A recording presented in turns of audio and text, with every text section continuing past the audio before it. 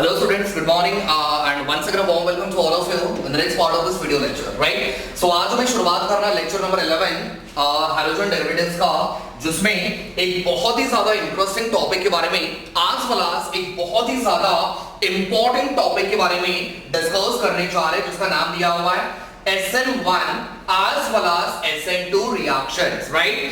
बहुत ज्यादा important topic students, यहाँ पे आपको सबसे ज्यादा ध्यान देने की जरूरत आपको इस वीडियो लेक्चर में है, बिकॉज ये टॉपिक्स आपको पेपर में बहुत दफा पूछा गया है, करेक्ट है?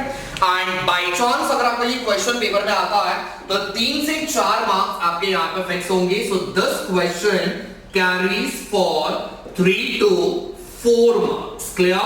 समझ में आ गया? So this question will be for your 3 to 4 marks in your boards examination. So trust me, आपका ये टॉपिक बहुत ज्यादा इंपॉर्टेंट है और इस टॉपिक को समझने के लिए क्या करना पड़ेगा, आपको through out the video session आपको ध्यान से देखना पड़ेगा, राइट? एक छोटा सा रिक्वेस्ट मैं आपसे कर रहा हूँ स्टूडेंट्स, आप लोग क्या करते हो, स्टार्टिंग के 2-3 मिनट्स आप लोग प्रॉपर्ली देखते हो, मैक्सिमम 4 मिनट आप वीडियो देखते हो और उसके बाद आपको जैसे टॉपिक समझ में आने लग गया है, आप उसके बाद उस वीडियो को पूरा एंड तक नहीं देख रहे हो, करेक्ट है? आप बहुत ज्यादा पार्ट स्किप करते हो. बट स्टूडेंट, आप जो पोर्शन स्किप कर रहे हो, शायद उसमें कुछ इंपॉर्टेंट चीजें आप लोग मिस भी कर रहे हो. तो प्लीज एक छोटा सा रिक्वेस्ट कर रहा हूं स्टूडेंट्स, पूरा video through out the session जो भी दिया हुआ है प्लीज उसको देख लिया करो, बिकॉज शायद कुछ इंपॉर्टेंट चीजें, कुछ आपके इंपॉर्टेंट कॉन्सेप्ट्स आप लोग मिस कर रहे हो. आपको समझ में आ गया, दैट्स वेल एंड गुड. आपको सारी चीजें समझ में आ रही है, वो बहुत बढ़िया चीज है.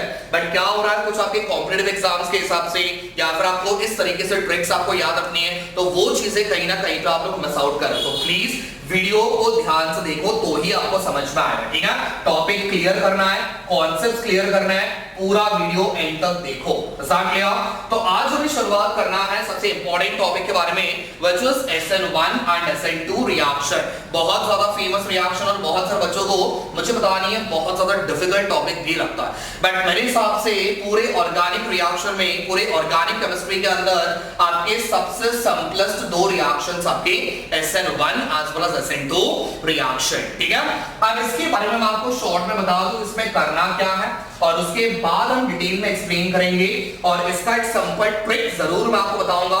रिएक्शंस आप कैसे याद रखोगे, बहुत सारे बच्चों को डिफिकल्टीज होती है, ऐसा नाम सुनने के बाद है ना, ये टॉपिक हमें करना ही नहीं है, ऐसे बहुत सारे बच्चे सोचते हैं, करेक्ट है? बट इस चीज को आप ध्यान से समझने के बाद ये कभी आप लोग भूलेंगे नहीं, ऐसा रिएक्शंस आपके मैं बताने वाला हूं, करेक्ट है? तो यहां पे हमें क्या करना है, इस पूरे ओवरऑल टॉपिक्स में हमें 2 चीजों के बारे में पढ़ना है. First one is SN1 whereas second one is SN2 reaction, right? अब इसके अंदर सबसे पहले we'll begin with the first one, that is SN1 reaction. जैसा आप SN1 reaction कंप्लीट करोगे, लेटर हम SN2 reaction के ऊपर जाएंगे. स्टार्ट किया, समझ में आ गया?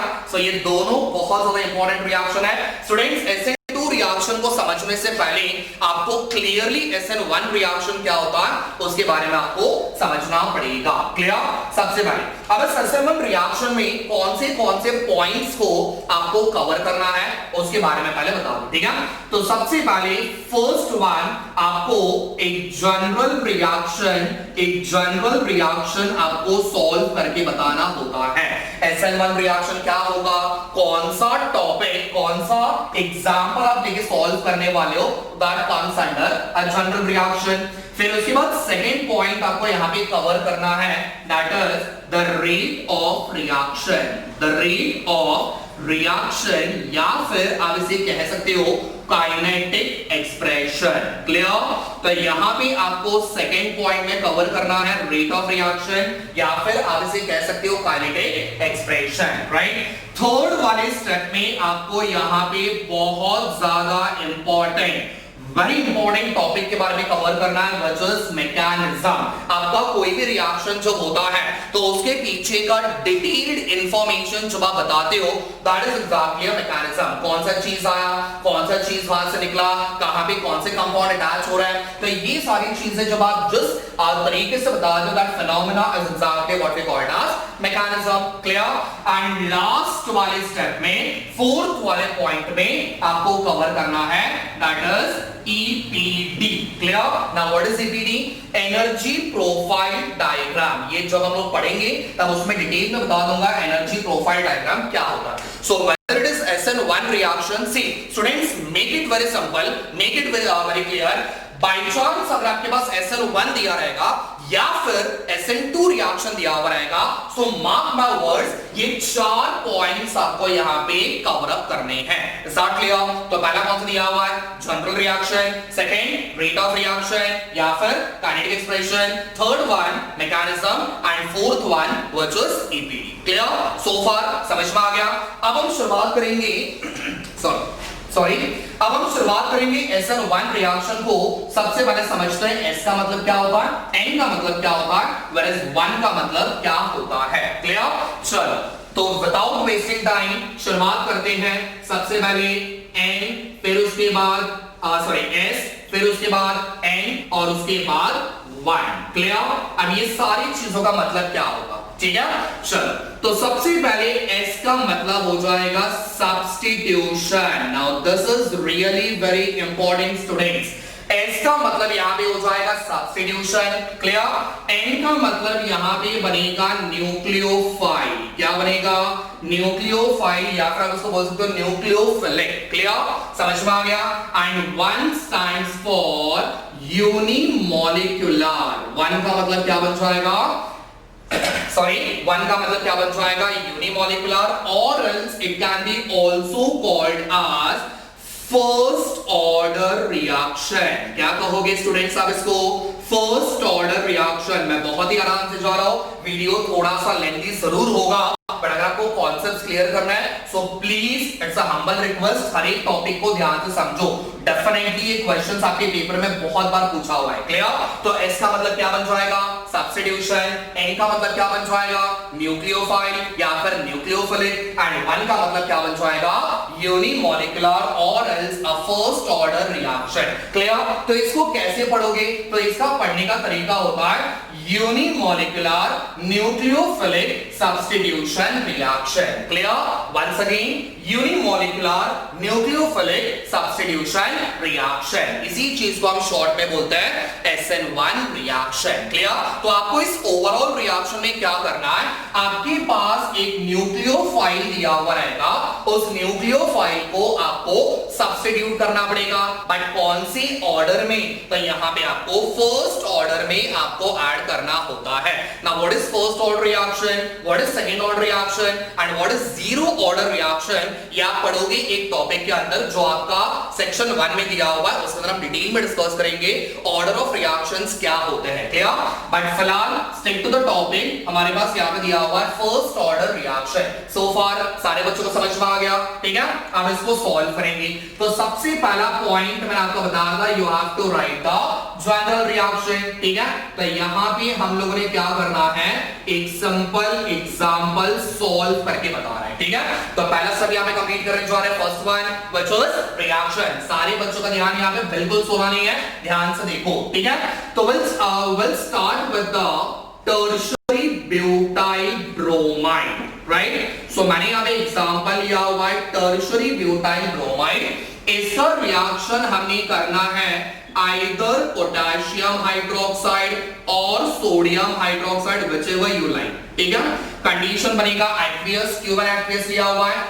स्टूडेंट्स हमें यहाँ पे क्या करना है, सब्स्टिट्यूशन करना है। ठीक है, reaction must be carried in presence of heat. Reaction करने के बाद हमारे पास क्या बनेगा, सो answer is tertiary butyl alcohol. ठीक है, तो ये बन जाएगा हमारा सिंपल रिएक्शन। ठीक है, अभी रिएक्शन का स्टेटमेंट हो गया। अब इसको हम लोग क्या करेंगे, रिएक्शन में कन्वर्ट करके इक्वेशन में कन्वर्ट करेंगे। ठीक है, चलो, so what is tertiary butyl bromide? सारे बच्चों को पता होना चाहिए। सेंटर में एक कार्बन आ गया, यहां पे आ जाएगा ऊपर की तरफ एक CH3, यहां पे आ जाएगा वन मोर CH3, उसके नीचे एक और CH3 and here we have bromide. So ये बन जाएगा टर्शियरी ब्यूटाइल ब्रोमाइड। इसका रिएक्शन किसके साथ करना है स्टूडेंट्स, पोटेशियम हाइड्रोक्साइड। तो फॉर्मूला क्या बनेगा, KOH। कंडीशन क्या बनेगा, aqueous in presence of heat. अब फटाफट याद करने की कोशिश करो, मैंने आपको बताया था एक्वियस कंडीशन हुआ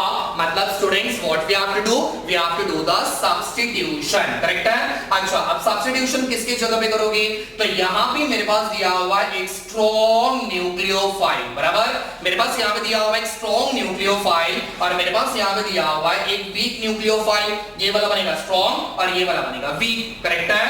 चलो Br के पास कौन सा चार्ज होगा, अगेन Br के पास कौन सा चार्ज होगा, नेगेटिव, whereas OH के पास भी कौन सा चार्ज होगा, नेगेटिव, करेक्ट है। तो यहां से आपका कौन निकलेगा, Br, और उसकी जगह पे कौन आएगा, दैट इज OH, करेक्ट है। बाकी का पूरा स्ट्रक्चर सेम। तो सबसे पहले सेंटर में कार्बन, ऊपर आ जाएगा CH3, here we have again CH3, one more, और यहां पे पहले कौन था Br, अब उसकी जगह में कौन आ गया, तो यहां पे आ जाएगा आपका OH, करेक्ट है। प्लस इसका बाय प्रोडक्ट क्या बनेगा, तो यहां पे दिया हुआ है K और यहां पे दिया हुआ है Br, दोनों मिलके बनाएंगे KBr। सो फार आपको सबसे पहला रिएक्शन समझ में आ गया, ठीक है। अब इस रिएक्शन का आपको मैकेनिज्म बताना होता है according to the SN1 reaction. तो हमने क्या किया, मेरे पास एक न्यूक्लियोफाइल था, इस न्यूक्लियोफाइल को मैंने दूसरे न्यूक्लियोफाइल की जगह पे सब्स्टिट्यूट किया, लेकिन कौन से ऑर्डर में, फर्स्ट ऑर्डर रिएक्शन में, ठीक है, समझ में आ गया। चलो अब आ जाओ दूसरे वाले स्टेप पे, सेकंड वाले पॉइंट के बारे में क्या बताऊंगा, that was to find the kinetic expression or else to find out the rate of reaction, is that clear, समझ में आ गया। चलो अब रेट ऑफ रिएक्शन एग्जैक्टली क्या होता है स्टूडेंट्स, रेट ऑफ रिएक्शन है समवॉट आपका रिएक्शन फास्ट हो रहा है कि स्लो हो रहा है, ये बताने वाला कौन होता है, रेट ऑफ रिएक्शन, करेक्ट है। सारे बच्चों को पता है 11th स्टैंडर्ड में हम लोगों ने ऑलरेडी डिस्कस किया हुआ है रेट ऑफ रिएक्शन एग्जैक्टली क्या होता है, करेक्ट है। चलो तो रेट ऑफ रिएक्शन आपका हमेशा डिपेंड करता है रिएक्टेंट्स के ऊपर, ना कि आपके प्रोडक्ट के ऊपर, ठीक है। ये बात सबसे पहले दिमाग में याद रख लो, रेट ऑफ रिएक्शन जो होता है वो हमेशा रिएक्टेंट के ऊपर डिपेंड होगा। तो मुझे बताओ इस ओवरऑल रिएक्शन में ये साइड बनेगा रिएक्टेंट और ये साइड बनेगा प्रोडक्ट, ठीक है। मेरे पास कितने रिएक्टेंट्स हैं, sir we have 2 reactants, correct है। अगर आपका रेट ऑफ रिएक्शन दोनों में से किसी एक के ऊपर डिपेंड होता है तो आप उसे कहोगे first order reaction, is that clear. और बाय चांस अगर आपका रेट ऑफ रिएक्शन दोनों रिएक्टेंट्स के ऊपर डिपेंड होता है तो आप उसे कहोगे सेकंड ऑर्डर रिएक्शन। से फॉर एग्जांपल फिलहाल आपके घर पे आपके वर्किंग पर्सन कौन है, तो आपके पापा होंगे। से फॉर एग्जांपल किसी किसी घर पे मम्मी भी काम करती है, किसी किसी घर पे सिर्फ पापा काम करते हैं, ठीक है। तो आपके घर पे आपके parents are the working person. अगर आपके घर पे सिर्फ पापा अकेले कमा रहे हो और आप सिर्फ उनके ऊपर डिपेंडेंट हो, मतलब पूरा घर किसके ऊपर डिपेंडेंट है, सिर्फ एक बंदे के ऊपर, दैट इज योर डैड, बराबर। तो आपके पापा के ऊपर डिपेंडेंट है, मतलब रेट ऑफ रिएक्शन क्या बनेगा, first order reaction. In similar case अगर आपके पापा के साथ आपकी मम्मी भी काम कर रही है, मतलब पूरा घर 2 लोगों पे डिपेंड हो रहा है, तो that is second order reaction. एक सिंपल सा एग्जांपल लेके मैंने आपको बताया, ठीक है। तो इसका आंसर कैसे निकालोगे, तो यहां पे आ जाएगा रेट ऑफ रिएक्शन, क्लियर। मैंने शॉर्ट में लिखा हुआ है rate of reaction is directly proportional to the concentration of only one compound। किसके ऊपर डिपेंड करेगा वो, टर्शरी ब्यूटाइल ब्रोमाइड। तो यहां पे आ जाएगा tertiary butyl bromide, clear. So आप इसको रीड कैसे करोगे, rate of reaction is directly proportional to the tertiary butyl bromide, clear है। अच्छा मुझे बताओ रेट ऑफ रिएक्शन कितनी चीजों पर डिपेंड हो रहा है, एक चीज के ऊपर डिपेंड हो रहा है, मतलब ये रिएक्शन कौन सा बनेगा, फर्स्ट ऑर्डर रिएक्शन बनेगा, चलो थोड़ा सा इसको और आगे सॉल्व कर लेंगे, फटाफट कहना रेट ऑफ रिएक्शन, ये वाले प्रोपोर्शनलिटी सिंबल को रिमूव करना है। What we have to do, सबसे पहले is equals to we have to take a constant, clear. बाकी का पूरा same, that is tertiary butyl bromide, is that clear, समझ में आ गया, ठीक है। बाजू में आपने यहां पे मेंशन करना है where K is equals to rate constant। K क्या बन जाएगा हमारा, rate constant बनेगा, ऐसा क्लियर। सो फार समझ में आ गया सारे बच्चों को? तो यहाँ पे फर्स्ट वाले स्टेप में हमने डिस्कस किया रिएक्शन के बारे में, सेकंड वाले स्टेप में हमने डिस्कस किया काइनेटिक एक्सप्रेशन के बारे में। क्लियर? अब हम तीसरी स्टेप के बारे में कंप्लीट करेंगे जहां पे आपको दिखाना है मैकेनिज्म के बारे में। अच्छा, मैकेनिज्म में क्या करने वाले मैं आपको पहले बता दो। आप शुरुआत यहां से करोगे, सारे बच्चों को ध्यान यहाँ पे, आप शुरुआत यहां से करोगे और आपका आंसर टर्शरी ब्यूटाइल अल्कोहल में कन्वर्ट कैसे हुआ that you have to show. ठीक है, ये चीज आप मैकेनिज्म में क्लियर करने वाले हो। ठीक है, तो यहां भी आपका मैकेनिज्म ध्यान से समझना बहुत ज्यादा इंपॉर्टेंट है, बिकॉज ज्यादा वेटेज आपका इस क्वेश्चन में मैकेनिज्म कैरी करता है। ठीक है, तो मैकेनिज्म आपको प्रॉपर्ली दिखाना है कैसे आपने सॉल्व किया। ठीक है, चलो so third step which is mechanism. ठीक, तो अब यहां पे मैकेनिज्म के बारे में बताएंगे।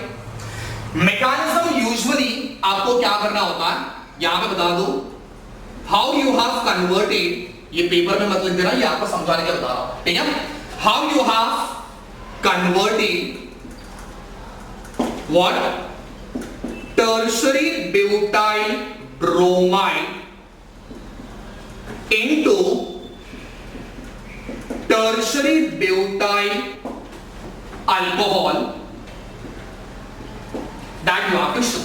clear? तो आपने टर्शरी ब्यूटाइल ब्रोमाइड को टर्शरी ब्यूटाइल अल्कोहल में कन्वर्ट कैसे किया, इस चीज के बारे में आपको मैकेनिज्म में बताना। क्लियर? समझ में आ गया? Now, whenever you are doing about SN1 reaction, right? Friends, ध्यान से समझना। जब आप SN1 reaction के बारे में सॉल्व कर रहे हो, तो मैकेनिज्म 2 स्टेप का होगा। कितना? 2 स्टेप का। क्लियर? चलो, तो फर्स्ट वन, पहला स्टेप यहां पे बनेगा, first one, step number 1। Clear? तो step number 1 is formation of carbocations. Clear? Students, यहीं पे ध्यान देना, बाद में बोलना मत समझ में नहीं आ रहा, प्लीज यहां पे ध्यान दो। ठीक है, तो फर्स्ट वन मेरे पास यहां पे दिया हुआ है formation of carbocations. Now what is carbocation? जब आपके कार्बन के पास एक पॉजिटिव चार्ज होता है, the carbon is carrying a positive charge, that is exactly what we call as carbocations. Clear? चलो रिएक्शन की शुरुआत करेंगे। अब यहां पे प्रॉब्लम क्या है ना, आपने जो रिएक्शन बता दो that was in the normal form, but यहां पे जब आप मैकेनिज्म बताते हो उसे आप लोग स्टीरियोकेमिस्ट्री के फॉर्म में आपको बताना होता है। करेक्ट है? Now what is stereochemistry? कुछ सारा डिफिकल्टी है, आपके 2 डायमेंशनल स्ट्रक्चर को आप 3 डायमेंशनल फॉर्म में कन्वर्ट करोगे। अब 3 डायमेंशनल में कैसे कन्वर्ट करना है? तो बहुत सिंपल चीज है, एक कार्बन की वैलेंसी कितनी होती है स्टूडेंट्स? 4 होती है। करेक्ट है? 2 बॉन्ड, ध्यान से समझना, एक कार्बन की वैलेंसी 4 होती है। मैं बहुत ही ज्यादा डिटेल में जा रहा हूं, ध्यान से समझना मैं क्या बोल रहा हूं। 4 वैलेंसी होती है, इसका मतलब 4 बॉन्ड प्रेजेंट होंगे। कितने बॉन्ड प्रेजेंट होंगे? 4। ठीक है, जिसमें से 2 बॉन्ड आपके प्लेन पे प्रेजेंट होंगे। प्लेन बोला मतलब सपोज मान के चलते हमारा बोर्ड है, ये बोर्ड हमारा प्लेन का काम करेगा। ठीक है, तो एक बॉन्ड मैंने ऐसा निकाल दिया, एक बॉन्ड मैंने ऐसा निकाल दिया, तो ये बन जाएंगे मेरे 2 बॉन्ड जो कहां पे है? आपके प्लेन पे है। क्लियर? समझ में आ गया? बाकी बचे हुए एक बॉन्ड आपका जो रहेगा ये होगा बैक साइड, मतलब आपका बैक साइड द प्लेन और बिलो द प्लेन। ठीक है, मतलब इस बोर्ड के पीछे की तरफ एक बॉन्ड आपका जो आ रहा है, दैट इज एक बॉन्ड आपका वहां पे, एंड बाकी बचा हुआ एक बॉन्ड जो रहेगा ये आपका फ्रंट साइड, ये आपका फ्रंट साइड में, या फिर this is coming towards you, मतलब इस बोर्ड के बाहर की तरफ निकल रहा है। समझा? ये हमारे पास एक प्लेन होगा, ये हमारे पास एक प्लेन होगा, बाहर की तरफ जो निकल रहा है ये बनेगा फ्रंट साइड, और इसके पीछे की तरफ जो निकल रहा है this is back side. Clear? समझ में आ गया? This is below and this is above. ठीक? क्लियर हो गया? अब बैक साइड वाले बॉन्ड को आप रिप्रेजेंट किससे करोगे? तो बैक साइड वाले बॉन्ड को आपको रिप्रेजेंट करना होता है इस तरीके से, डैश वाले फॉर्म में। ठीक है, वरस फ्रंट साइड वाले को आप रिप्रेजेंट कैसे करोगे? तो आपने रिप्रेजेंट करना है इस वाले बॉन्ड से। ठीक है, समझ में आ गया? तो ये बन जाएगा आपका डैश एंड वेज फॉर्म। ठीक है, ये बनेगा डैश और ये वाला बनेगा वेज। तो जब आप डैश एंड वेज फॉर्म में बताते हो that is 3 dimensional arrangement, clear? Because यहां पे आपको 3 डायमेंशनल बताना इज क्वाइट डिफिकल्ट बिकॉज़ यहां पर 2D है, ठीक है? ये बोर्ड जो है दैट इज 2D, तो यहां पे आपको 3 डायमेंशनल ड्रॉ करके बताना इज क्वाइट डिफिकल्ट। तो इसका हम लोगों ने एक अल्टरनेट वे निकाला हुआ है, हम बॉन्ड को इस तरीके से रिप्रेजेंट करेंगे, ठीक है? तो बैक साइड वाला ये वाले सिंबल से एंड फ्रंट साइड ये वाले सिंबल से, ठीक है? This is going away from you and this is coming towards, ठीक है? समझ में आ गया? चल, तो यहां पे सबसे पहले फर्स्ट वाले स्टेप में क्या करना है? फर्स्ट वाले स्टेप में फॉर्मेशन ऑफ कार्बोकैटायंस के बारे में आपको बताना है, ठीक है? चलो शुरुआत कहां से की हम लोगों ने? टर्शियरी ब्यूटाइल ब्रोमाइड, तो स्ट्रक्चर निकाल लें, ठीक है? यहां पे आ जाएगा सेंटर में कार्बन, ऊपर की तरफ आ जाएगा CH3, यहां पे आ जाएगा एक बॉन्ड आपका फ्रंट साइड, ठीक है? ये एक ही बार मैं कर रहा हूं, इसके बाद आप लोगों ने करना है इस तरीके से बताओगे। यहां पे आ गया CH3, एक बॉन्ड आपने डैश वाले फॉर्म में बताना, ठीक है? यहां पे भी आ जाएगा एक और CH3 and what we have one more Br, clear? समझ में आ गया? So this is what a tertiary butyl bromide is, clear? Okay. Now what we have to do is, अब देखो प्रॉब्लम क्या है? हमारे पास यहां पे क्या दिया हुआ है? Br दिया हुआ है, which is a strong nucleophile, clear? ये हमारा एक strong nucleophile है। जब तक आप इसको नहीं रिमूव करोगे तब तक आपका OH अटैक नहीं होगा, क्लियर? मुझे यहां से Br को निकाल के OH को लगाना है। So far समझ में आ गया? अब इस Br को निकालने के लिए हमें क्या करना पड़ेगा? बहुत ही ज्यादा ध्यान से समझ लो, यहां पे आपके इस Br को निकालने के लिए ट्रेमेंडस अमाउंट ऑफ एनर्जी की जरूरत होती है, मतलब यहां पे एनर्जी ऑफ एक्टिवेशन आपको ज्यादा लगेगा, क्लियर? जब आपका एनर्जी ऑफ एक्टिवेशन ज्यादा लग रहा है क्या करने के लिए? इस बॉन्ड को ब्रेक करने के लिए, क्लियर है? तो जब आपका एनर्जी ऑफ एक्टिवेशन ज्यादा लगेगा मतलब आपका रिएक्शन कैसा जाएगा? स्लो जाएगा स्टूडेंट्स, क्लियर है? This is really very important, इसलिए मैं बोल रहा हूं कोई स्टेप स्किप मत करो, ठीक है? एंड स्लो रिएक्शन जब जा रहा है तो आप इसे कहोगे RDS। RDS का मतलब होता है rate determining step, clear? RDS का मतलब होता है रेट डिटरमाइनिंग स्टेप। तो इस वाले स्टेप को आप लोग क्या बोलोगे? Rate determining step. अब क्या हुआ? आपने एनर्जी ऑफ एक्टिवेशन ज्यादा लगाया, एनर्जी ज्यादा लगाया, किसको निकालने के लिए?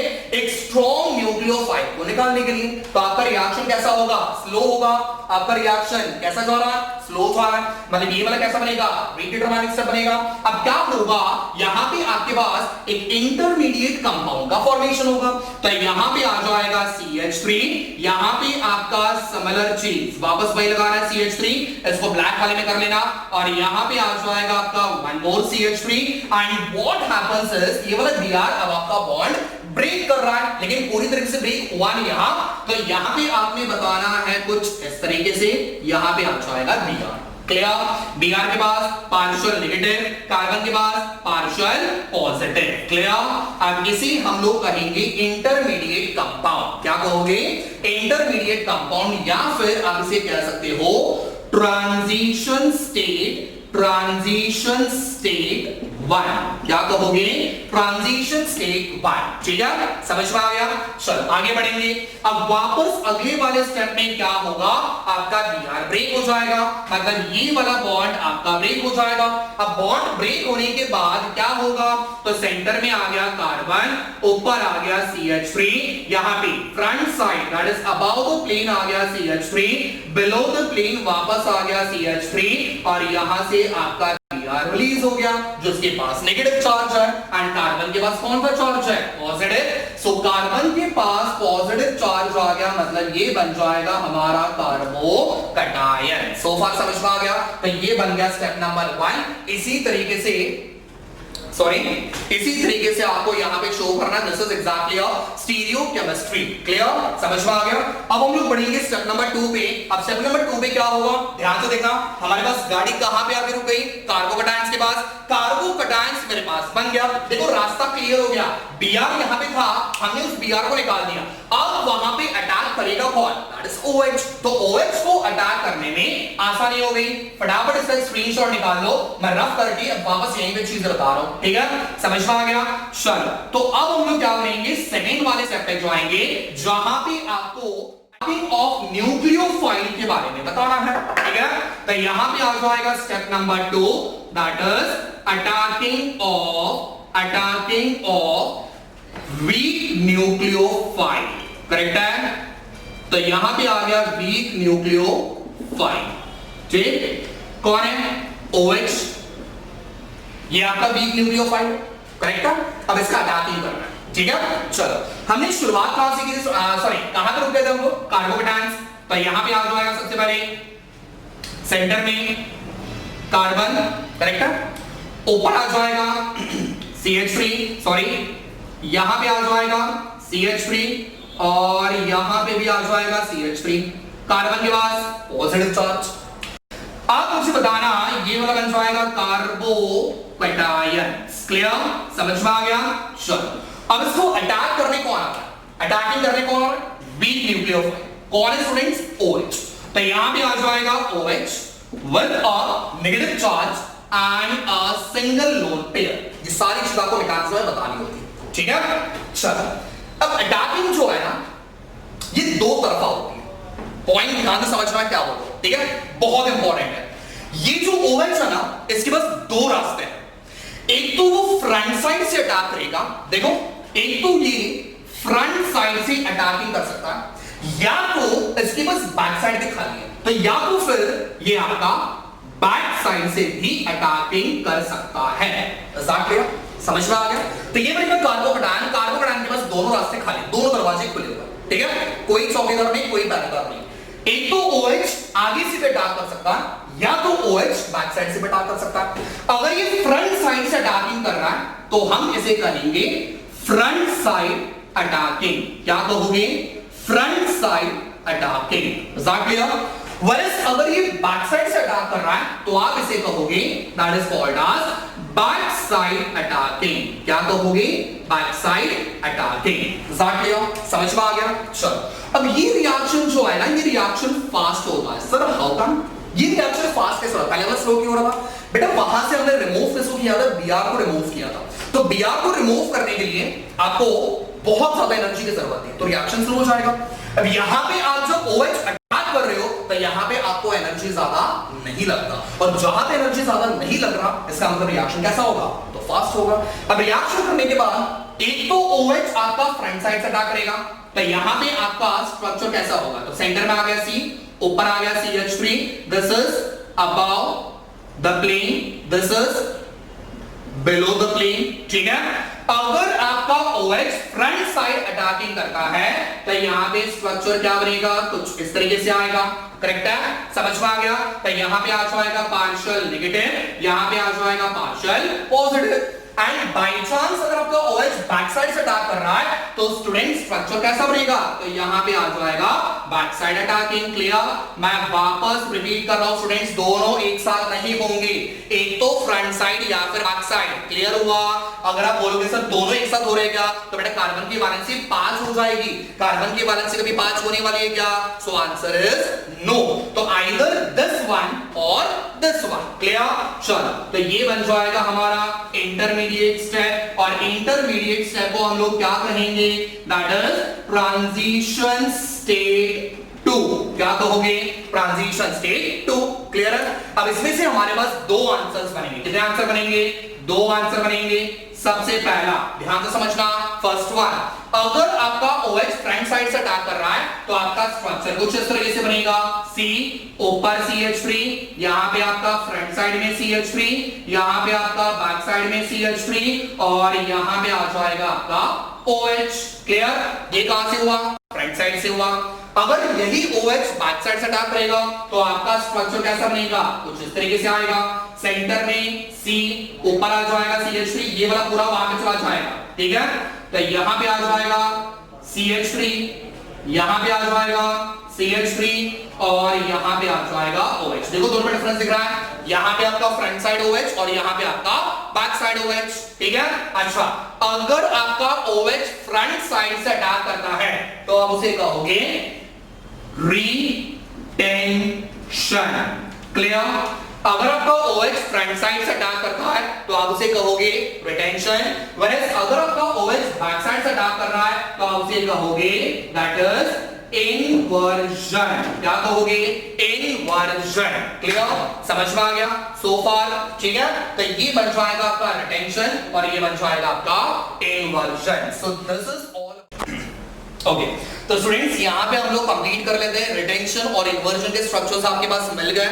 अब हमें क्या करना है, लास्ट में ईपीडी के बारे में सॉल्व करना है।